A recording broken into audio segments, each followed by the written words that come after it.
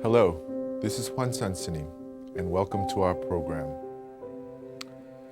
Recently, before we began filming for this season, I had the wonderful opportunity actually to take some time off and go to a secluded area to practice meditation by myself in an environment that was very, very supportive of this kind of practice. Now, just to give you a little bit of background, for the last few years, I've been very busy sharing the teachings of the Son Buddhist tradition with student and professionals here in Korea and with people in the United States as well. So this was the first time that I was able to sort of go back to my meditative roots and practice, and it was indeed a wonderful and very gratifying experience. And then when I returned from this experience and began to teach at the universities that I go to when they are in their semesters, I found I made a rather alarming discovery. When I leave the monastery, sometimes I have to go find places where I can eat near these universities. And on one such occasion, I was walking down the street and I simply could not find a place where I could eat good, clean, healthy food. Now, as a traditional Korean Buddhist monastic, I am vegetarian. But this was not a question of being able to find vegetarian food. It was a question of being able to find any kind of food that wasn't heavily processed or very overly greasy or containing too many artificial ingredients and so forth. Sometimes people who study the modern diet call this kind of thing a toxic food environment. But I soon began to realize that it is extremely difficult, far more than I had dreamed, to lead a healthy lifestyle in the modern urban environment. As a vegetarian living in modern-day Seoul, if you don't absolutely plan and schedule where you'll be and what kind of restaurants are available to you around you, you'll have a very hard time finding meals, places where you can eat in a way that you feel is healthy for you.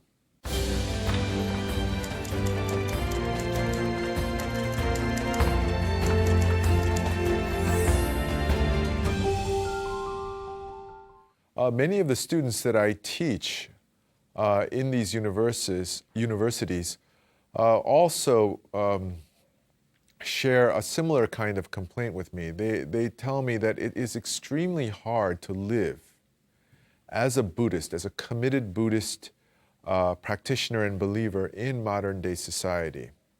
They ask me, what does it mean to be Buddhist in this day and age? And one of the problems that they run into is because many of the customs and practices that you find in traditional Korean Buddhist monasteries are very ancient and traditional. And they bear very little resemblance to the kinds of customs and behaviors that we're used to in modern society. So there is no sort of protocol of behavior, there is no sort of code that these very young Buddhists can follow when they are actually living their lives in modern society. Now, this is actually probably one of the most difficult problems and challenges that modern-day Buddhists face in whatever modern country they may live in. The core of the problem is this. When Buddhism was first being formulated, it created a culture that had two basic standards for the members of society. For the vast majority of the members of society, the citizens of that society, if they were going to follow Buddhist ideals and practices, they were expected to live a lifestyle of self-restraint. Desire, greed, coveting, these kinds of impulses were considered to lead to destructive behavior. And so when we felt these types of impulses, we were expected to restrain them, and that was sort of the model of behavior that was taught both culturally and systematically in schools and so forth to people who lived in the societies of that time. And then for the small fraction of the population who might become a monastic, such as myself, they were expected to hold to a principle of renunciation, to dismiss the idea that the satisfaction of desire could lead to a leading happiness. One way or the other, this is the kind of culture that emerged out of the Buddhist tradition. But in this day and age, we find ourselves in a vastly different cultural environment. In this day and age, we are expected to satisfy our desires, to pursue them. The satisfaction of desire we're taught, will lead to happiness, will lead to a sense of satisfaction and well-being.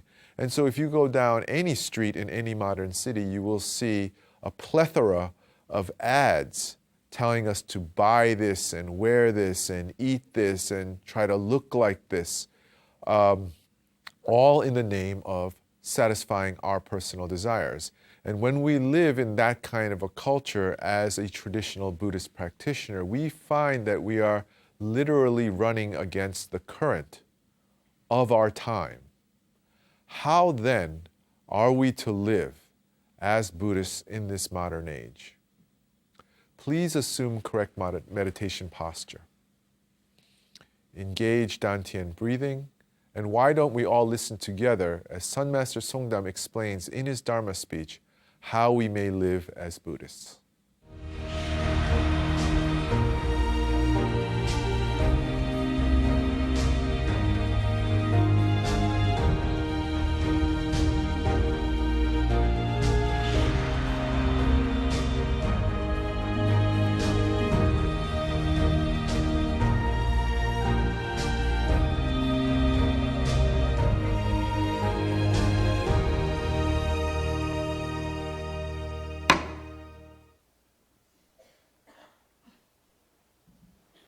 안광삭파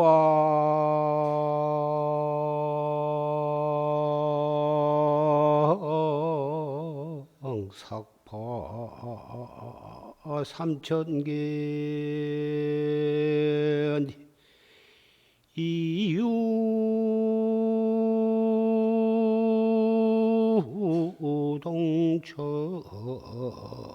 병모하니로구나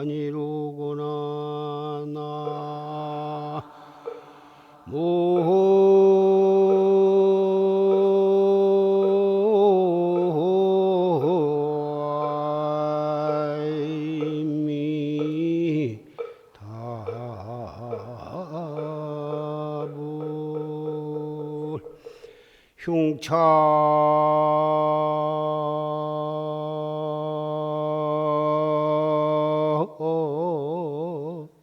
쇠락 혼망세 중유뇌정 기우신이로구나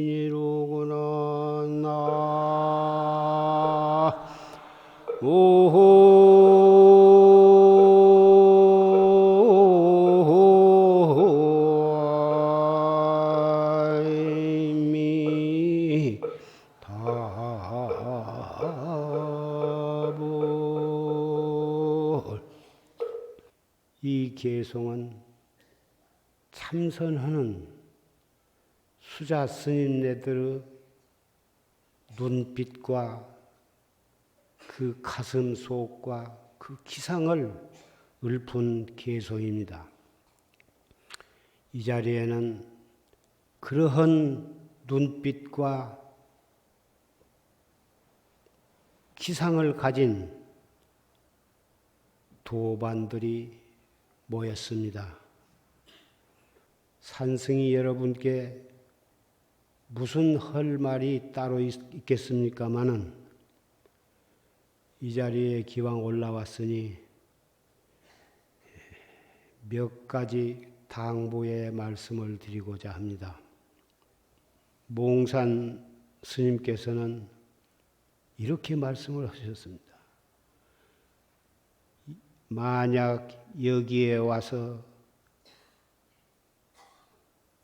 저결을 같이 할 자인데는 같이 정진을 하려고 이 방부를 드리고 이 선방에 왔을진데는 세상의 모든 인연을 탁 버려버리고 모든 집착과 전도의 마음을 다 제거해버리고 진실로 생사대사를 위해서 정진을 하되 그 선방의 규칙을 자발적으로 잘 지킬 것이며 모든 인사를 다 끊어버리고 인연 따라서 수용을 할 것이다. 삼경 외에는 수면을 허락하지 말 것이며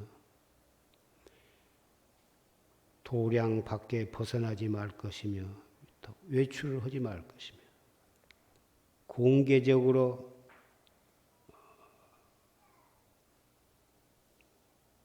대중이 전체가 경을 읽을 때가 아니면은 경도 보지 말라고 이렇게 말씀하셨습니다. 그리고 여법하게 3년 동안을 이렇게 정진을 해서 확철대오를 못하면은 내가 거짓말하는 과보로 팔설지옥에 떨어질 것이다. 이렇게까지도 말씀을 하셨습니다. 이러한 말씀은 오조 홍인대사의 법문 가운데도 있고 여러 조사심내 법문 가운데도 이와 같은 내용의 말씀이 있습니다. 이번 한철이 정말 그러한 선지식들을 모시고 그 정진을 한다는 그런 마음으로 알뜰하고 착실하게 정진하시기를 부탁을 드립니다. 한철이라고 하면 앞으로 석 달 동안 삼복 성념도 있고 대단히 더울 계절입니다마는 화탕지옥, 노탄지옥에 들어갈 것을 생각하면 삼복 성념의 더위 따위는 문제가 되지 않을 것입니다. 한철 동안을 정말 알뜰히 결제할 때의 이런 마음으로 한 생각 한 생각을 단속하시고 하루하루를 그렇게 지내신다면 모든 불평도 거기는 붙지를 못할 것이고 모든 번뇌와 망상도 끊임없이 일어날 것입니다마는 그러한 번뇌와 망상도 이러한 마음가짐으로 정진하게 되면 바로 그 한 생각 한 생각이 우리로 하여금 화두를 들게 하는 선지식의 채찍이 되리라고 생각을 합니다. 비록 가정에서 출퇴근을 하신다 하더라도 그런 마음으로 출퇴근을 하시고 시민선언에서도 그런 마음으로 정진을 하신다면 시민선언이라고 해서 깨닫지 못하라는 법이 없습니다. So let's consider now Sun Master Songdam's description of proper Buddhist practice. According to him, a Buddhist meditator ought to enter into a sun meditation hall and cut off all societal ties, all relationships that he or she may have had before. And while they're in that meditation hall, they are to focus exclusively on sun meditative practice. If they do this, then according to him, they will find it very easy to follow the rules and find themselves to be coexisting with their fellow meditators in a very harmonious way. Furthermore, the proper Buddhist practitioner is expected, under these circumstances, not even to read Buddhist scriptures, to accept what is given as food without comment or complaint, and to, again, be entirely focused on the practice of sun meditation. So first of all, let's take a look at the characteristics of that model of Buddhist practice. What's interesting is that the meditator is expected not even to read Buddhist doctrine, not even to stay familiar with Buddhist scriptures. It is all about behavior. It is all about application and practice. So this gives us a hint as to the kinds of standard that at least the Son Buddhist tradition extends for its practitioners. Now, of course, at this point, people who are trying to learn this tradition will say, well, I'm not a monk. I can't go into some meditation hall and disappear for 3 years like that. I can't even go into a regular, layperson's meditation hall on a regular basis. How is someone like me who lives and works in modern society, how are we to be Buddhist in a relevant way? Well, first of all, I think the most important thing here is not to get too attached to this notion that if we believe in the Buddha, in Buddhism, that makes us Buddhist. That being Buddhist, in other words, doesn't mean that we believe that the defining characteristic of a Buddhist isn't the fact that he or she believes the Buddha was, the very best human being in history. Being Buddhist also, I believe, does not mean that you go to temples and monasteries on a regular basis. Especially for the Son Buddhist tradition, it's important to understand that Buddhism is a religion of application and experience. We are not trying to follow the Buddha, we are trying to experience what the Buddha himself is said to have experienced. So belief and faith, while important, are nonetheless secondary. And I think this is a very important point because in this day and age, when people talk about religion, they almost invariably describe religion in terms of belief. If you say that you're Buddhist, then people might ask you, well, what do you believe in? Do you believe in the Buddha? If you say that you're Christian or Muslim or some other religion, that question follows. What do Christians believe in? What do Muslims believe in? What do Hindus believe in? And so forth. This idea that belief is a defining characteristic of one's relationship to a religion, I think is problematic in this day and age, especially because we live in a scientific technological society where evidence is always asked for and logic is expected to be adhered to. What does believing actually mean? There's a difference between believing and knowing. When we say that we believe something, usually we mean one of two things. I believe something, but I can't prove it. Or I believe something, but I've never experienced it for myself. In a sense, belief is kind of following a hearsay, following rumor. Of course, this is may be considered a great oversimplification, but at its very core, when we say that we believe something, the implication is we only believe it because we don't know it's true. We have not confirmed it in our experience. But once again, let's return to Sun Master Songdam's description of the proper Buddhist practitioner. They are actually expected to put down their scriptures, to put down the tenets and objects of their belief, and instead pursue experience. And that is the whole point of being a Sun Buddhist practitioner. Then and now, we apply the teachings and practices in our actual daily life, and then we confirm them in our actual lived experience, whether they are true or not. So we don't believe that such things are true. We move toward knowing through our own lived experience whether such things are true or not.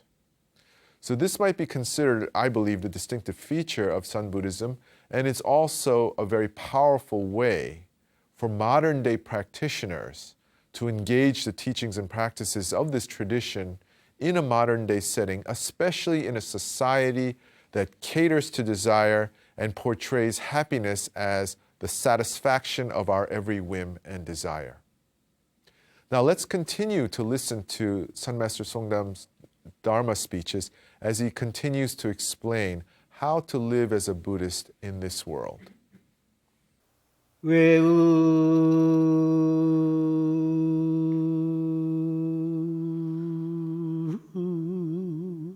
중연 수처져 가고 내면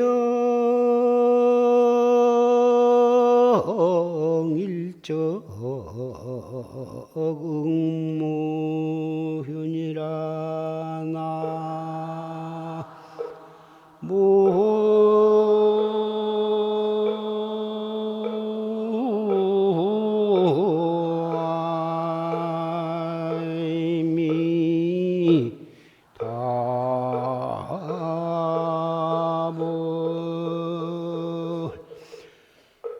도리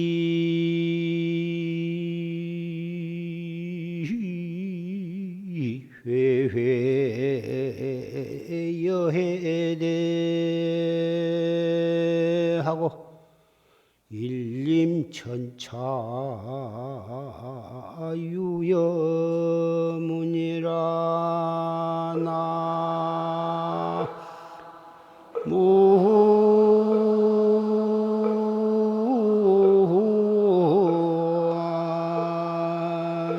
나무아이미 다보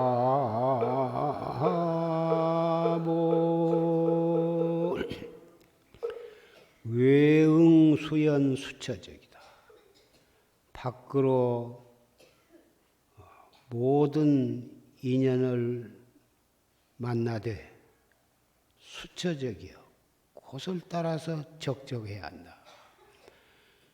밖으로 응한다 말은 스님네나 보사님네나 거사님네나 누구를 막론하고 눈을 통해서 모든 색상을 보게 되고 귀를 통해서 모든 소리를 듣게 되고 안입이 설신이를 통해서 바깥 경계가 들어올 것입니다마는 그 경계에 따라가서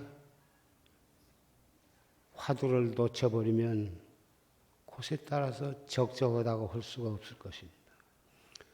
어떠한 경계가 육군을 통해서 들어온다 하더라도 바로 자기의 본참 화두로 돌아올 수 있다면 자기의 본참 화두를 떡 들게 된다면 눈으로 무엇을 본다고 해서 무슨 상관이 있으며 귀로 무슨 소리가 들린다고 해서 무슨 상관이 있느냐 그 말.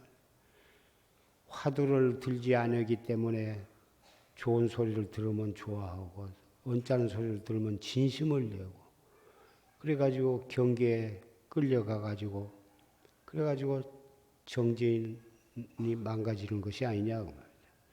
살아있는 동안에는 눈을 뜨면 보게 되고 귀를 막지 아니하면 무슨 소리가 들려도 들릴 것입니다마는 참선을 할 줄 모르는 사람들은 그런 것으로 인해서 번뇌 망상의 섭에다가 휘발유를 찍드는 것과 같은 것이 될 것이다 그 말이죠. 참선을 할 줄 모르는 사람은 빈부 귀천 막론하고 그렇게 해서 지옥에 갈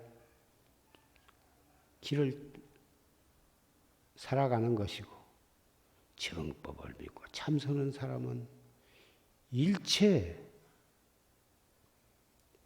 그러한 경계가 희로애락과 흥망성쇠 별별스러운 경계가 닥친들 바로 그런 경계들이 나로 하여금 깨달음으로 가게 하는 법문이 되어주는 것입니다. 그것이 우리가 사람 몸을 받아나가지고 여러 가지 모습으로 이렇게 태어났지만 정법을 믿는 사람은 그래서 행복한 것이고 그래서 부모가 감사하고 그래서 부처님이 더욱 감사하고 이런 선방을 지어준 모든 시주자들이 그래서 고마운 것이 아니겠습니까? 내명일적 응무이다. 안으로는 항상 우리의 본참 화두가 다 있어요. 전혀 밖의 모든 문제가 나로 하여금 근본적으로 나를 넘어뜨릴 수는 없는 것이고 우리의 마음자리에 어떻게 마음을 가지고 어떻게 살아가느냐에 따라서는 좀 주변이 시끄러운 것도 오히려 무방할 수도 있고, 그래서 옛날 스님네는 장터로 공부로 가신 스님네도 있고, 순경계보다도 오히려 역경계에서 공부가 더 잘 되는 도업을 성취하는 그런 경전에도 많이 그런 것이 나오고 조사어록에도 많이 나오고, 실제로 우리가 듣기에도 역경계가 순경계보다도 훨씬 우리에게 더 좋다고 하는 것을 알 수가 있습니다. 둘이 회외여에다. 그래서 그러한 마음가짐으로 정진한 사람의 마음 속은 넓고 넓어서 그 넓이가 바다와 바다처럼 그렇게 넓다 이것입니다. 일림천차유여무다. 천가지 만가지의 차별이 있는 것과 없는 것에 다 맡겨버리라 이것입니다. 어디가 좋으니까 그리 공부하러 가자. 이번 철에 괜히 여기를 왔다. 도량은 좋은데 원주가 마음에 안 든다. 그러한 쓸데없는 생각을 할 필요가 없고, 잘해주면 잘해준 대로, 잘 못해주면 잘 못해주는 대로, 그런 마음가짐으로 한 철을 그렇게 지내시고 하루하루를 그렇게 지내신다면 자동차 소리가 나고 장사 소리가 난다고 해도 지낼만 하는 거고, 조용한 산중만 꼭 좋다고 생각해서 가봤자 거기에도 새 소리가 시끄럽기도 하고 바람 소리가 시끄럽기도 하고 물 흐르는 소리가 귀에 거슬릴 수도 있는 것입니다. 한철을 그렇게 잘 지내시기를 다시 한번 간곡히 부탁을 드리고,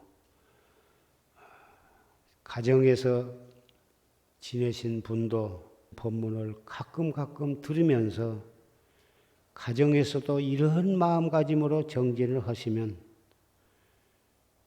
오히려 가정에서 도업을 이룰 수도 있는 가능성이 있다고 그렇게 생각을 하시면 가정도 또한 좋은 선방이 될 것입니다. 그런 마음으로 지내시면 부부간에도 화목하게 될 것이고, 아들, 딸이나 며느리들도 훨씬 더 귀엽고 사랑스럽고 자비심으로 다 봐줄 수가 있게 되면 문제가 있는 가정도 다 해결이 되어서 그 가정이 바로 생불이 살아계시는, 생불보살이 살아계시는 그러한 도량으로 변해가리라고 나는 믿습니다.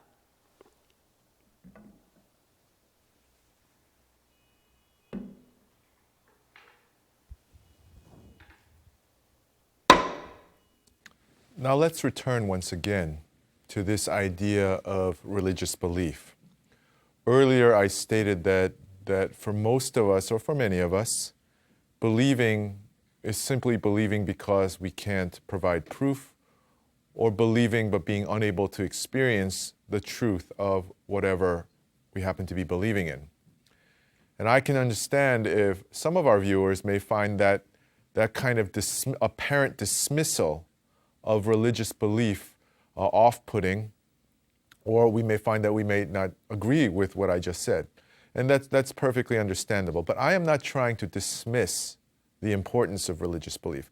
I think it's more. I think that the more helpful thing to do is perhaps to enlarge our understanding of what religious belief, what religious faith really is, and how it pertains to our identity as practitioners of a certain religion. And in trying to come to a larger understanding of this concept of faith and belief, I think it's very helpful to refer to an actual ancient Indian Buddhist and Hindu concept and word for faith, in Sanskrit, Shraddha. Now the word Shraddha on the surface can easily be translated into the English word belief. But it also means confidence. It also means trust, loyalty, and some say it even means awareness. So what does that mean when our idea of faith encompasses the ideas of belief, confidence, trust, loyalty, and awareness? And I think that in this modern day context, we can use this ancient word as kind of a bridge or an aid to formulating for ourselves a more meaningful and living and profound understanding of religious faith to guide us in our day-to-day lives as practitioners of Buddhism or any other religion. So if we believe something and, in the truth of a certain doctrine, but we make no effort to investigate whether it's true, we make no effort to apply the teachings and to confirm them in our own life, then it really does remain a belief, a kind of guess or conjecture. But if we begin with this belief, a very simple belief, like, I think if I live this way, if I practice this way, that these things might happen. And having believed this, we actually begin to apply the teachings and practices and so forth, and we confirm them, then we may go to a deeper level of faith, which is confidence. And this, I think, is a very, very helpful way to understand what faith can be in our lives as practitioners of Buddhism. That instead of thinking of it in terms of belief, I believe such and such is so, instead I have confidence, I have confirmed at least some of the truth of these teachings in my own lived experience through my attempts to apply them. And if I have this confidence, then I will begin to feel trust toward the tradition. I will begin to feel that if they were right about this thing, maybe they'll be right about the next thing. And having this trust will inspire me to go deeper into the practice, will give me the courage and inspiration necessary to commit more time, more effort into my application of my religion. Then ultimately I will gain loyalty, consistency in the application of beliefs, and an awareness of what they really mean, of their truth, not just an intellectual awareness, but an emotional one and a spiritual one, an awareness that pervades my entire consciousness. This might be faith might be understood as a path that extends from belief through confidence, trust, loyalty, ultimately toward enlightened awareness. Now, I'm not sure whether the ancient practitioners of Indian Buddhism and Hinduism would formulate the word Shraddha in exactly the same way.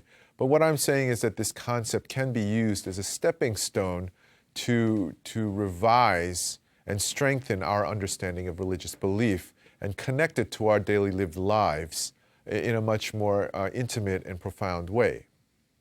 So, under this new understanding of faith, then we'll be able to see that faith is application. Faith is practice. Faith necessarily leads to living that life. And so what life is it that Sun Master Songdam describes in his Dharma speech? And he, of course, describes a life that is entirely dedicated, moment by moment, incident by incident, to the practice and improvement of our sun meditation. He tells us that literally we ought to be meditating on Imoko in every lived second. And every time something upsetting happens to us, we ought to use the technique of sun meditation, of proper posture, proper breathing, and the redirection of our attention back to its source, back to Imoko, to overcome that obstacle and strengthen our adaptability and resilience in the face of the difficulties that we inevitably encounter in living our lives. So then what does that mean? What does it mean to be focused on Imoko at all times, in all moments? Does it mean that we go around mumbling, Imoko, Imoko? Every time something happens, we say Imoko inside. I don't think that that's what he means. He is as simple as this Dharma speech may seem on the surface, because it has so little theory, so little doctrine, only instructions on how to behave in the lived moments of our life, there is a risk of overlooking the extreme profundity of what Sun Master Songdam Sanim, I believe, is trying to teach us. And that is that ultimately, our religiousness, the quality of our spirituality, will not be defined or characterized by outward actions. It won't mean getting a new name, like a Buddhist name or a Christian name or something like that, or professing faith in a certain tradition. It won't mean that you join a certain club or group or organization, church or temple. It won't mean that you change the way, it won't necessarily mean that you change the way you dress. It won't mean that you define yourself by actions you do or don't do, such as what you eat, how you speak, who you talk to, and things like that.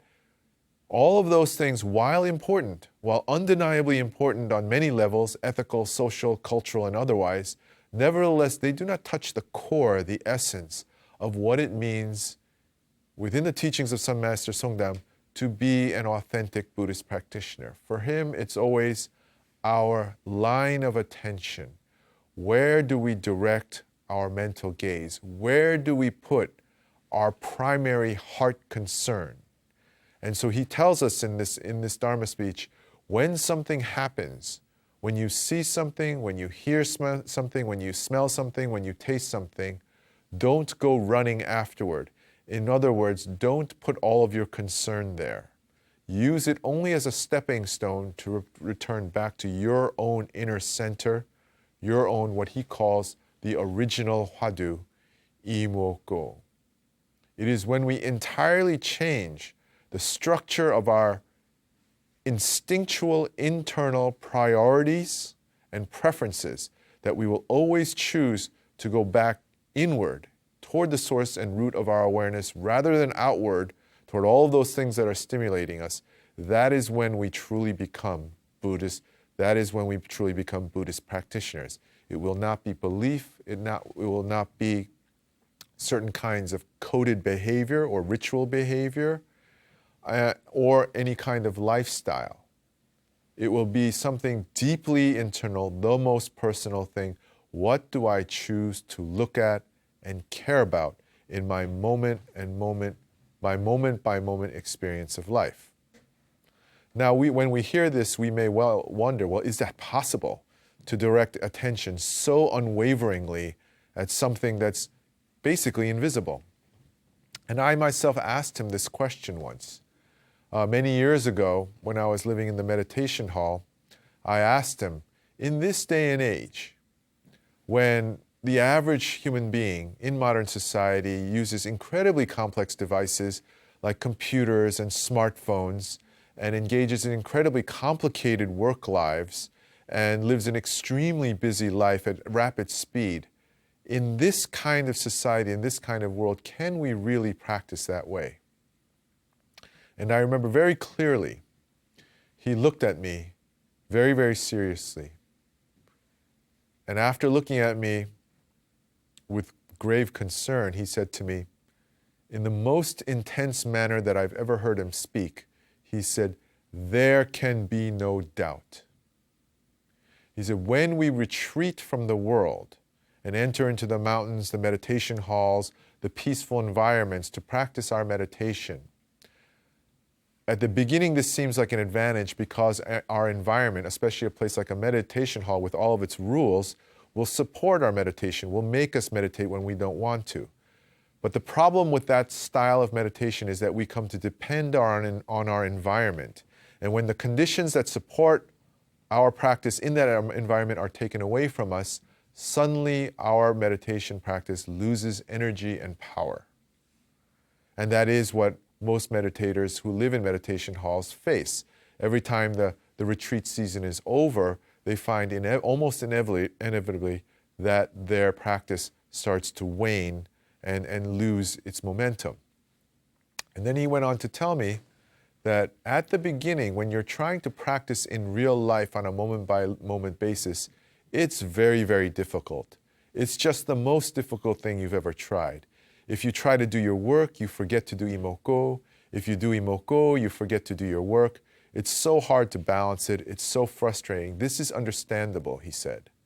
But if you just persist, if you just don't give up, one day you'll make it, and then it will come naturally. And then this meditation won't be so procedural.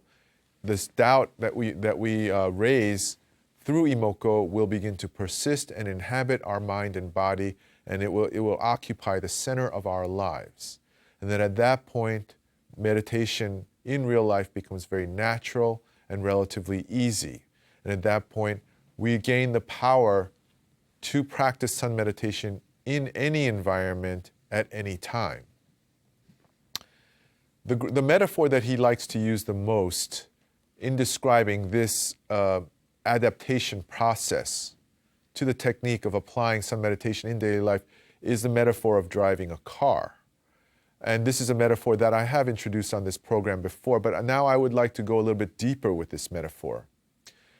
Once again, when we learn to drive a car, at the beginning, it's so complicated. We have to move the steering wheel. We have to work the accelerator and the brake and the signal lights and look at the rear view mirror and the side view mirror.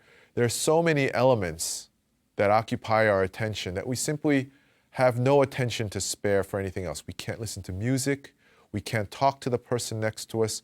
We can't plan out our day in our mind. But after a while, things become automatic and instinctual. We become accustomed.